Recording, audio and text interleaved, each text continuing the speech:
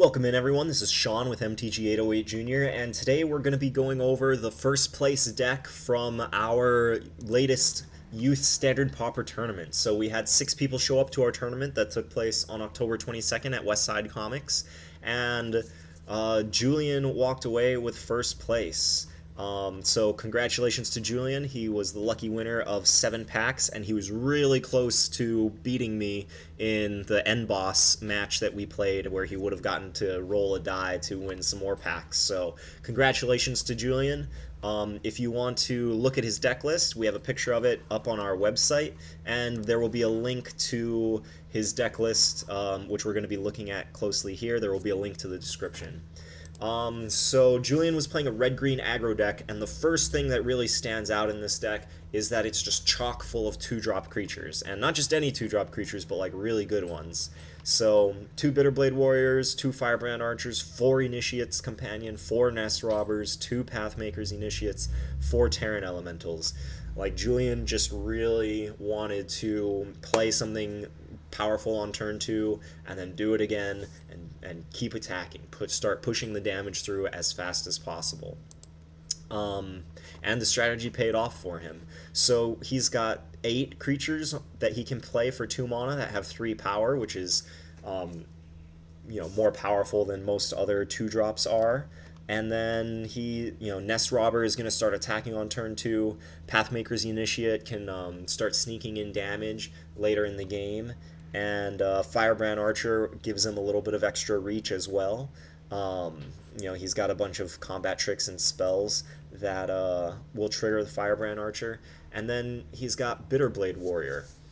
And this is a really interesting one because you can exert it to give it Death Touch, and that is going to be a mechanic that we're going to talk more about in just a little bit, but the Death Touch is really important here.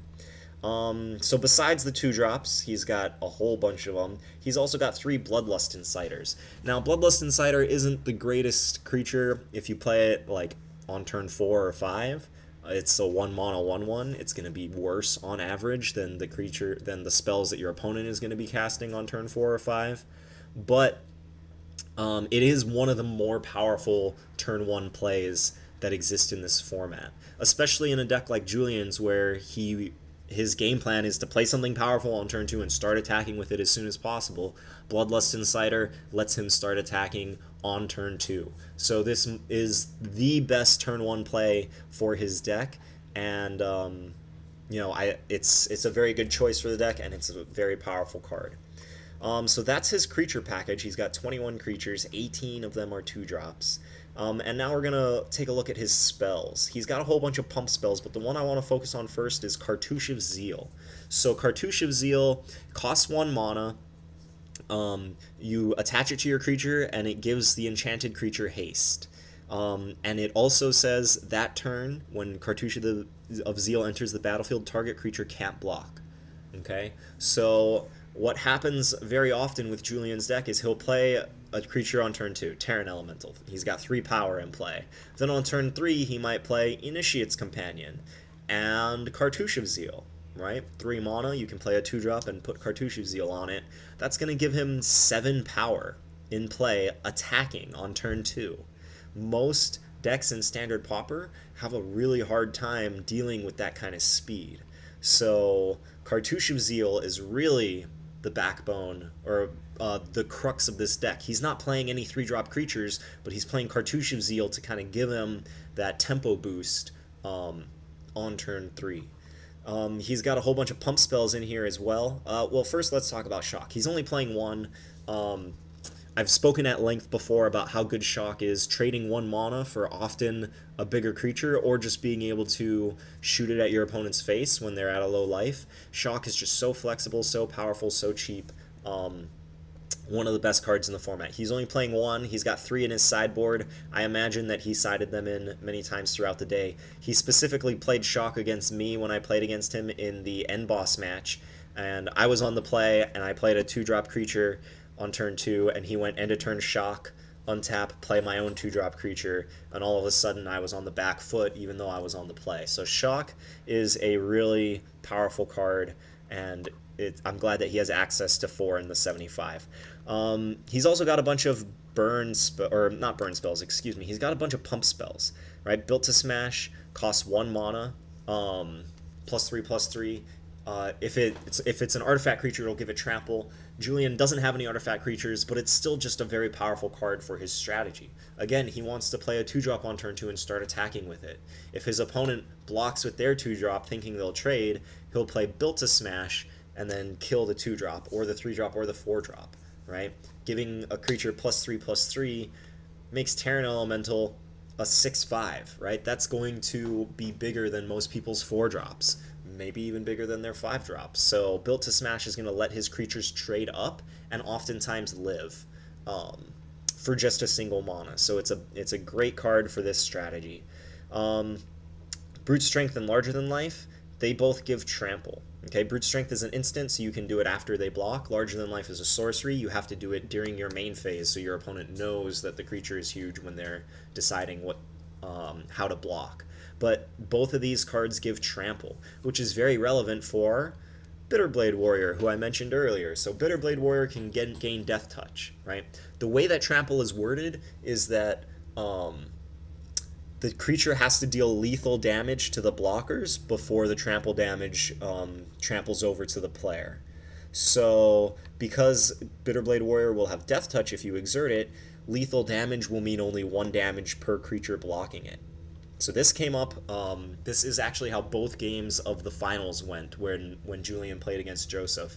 Joseph had a bunch of creatures to block with, but was at a really low life, was trying to draw Cartouche of Zeal to kind of get him, or I'm sorry, Joseph was trying to draw Cartouche of Ambition to give his creature lifelink and start getting back in the game, but was on defense until he could find one.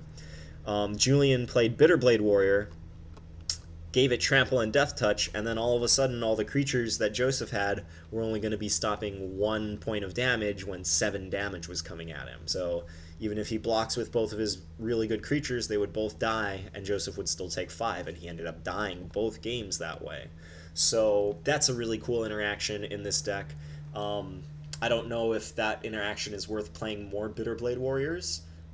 It might be. I think Pathmaker Initiate is probably the worst of the 2-drops, but you know, having the reach is also very important. So the reach of Death Touch Trample or the reach of tunneling under your opponent's creatures with Pathmaker Initiate, you know, it's a trade-off. But that was a spectacular way for the finals to end. I was very impressed by it, and that's a key interaction that everyone there learned that day, right? It's a non-intuitive interaction,